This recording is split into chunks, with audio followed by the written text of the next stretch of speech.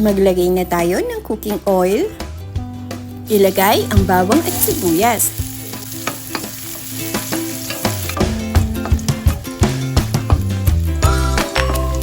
Sunod, ang 2 pirasong hiniwa kong kamatis. At isang maliit na lata ng tuna. At lalagyan ko din ito ng isang lata ng tubig.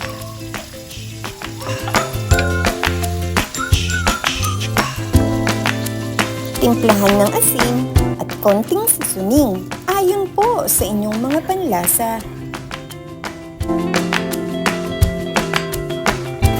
Takpan at pakuluin lang natin ito ng 2 minuto. At pagkatapos nga ng 2 minuto ay ilagay na natin ngayon itong 3 tali ng hiniwa kong pechay kanina.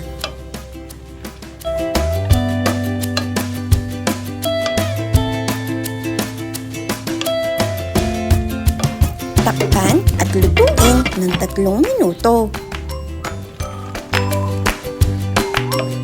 At tikman muna natin kung tama ba ang pagkakatimpla.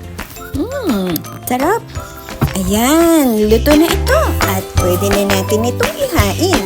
Maraming salamat po sa panonood mga Kamura Recipes. Hanggang sa muli!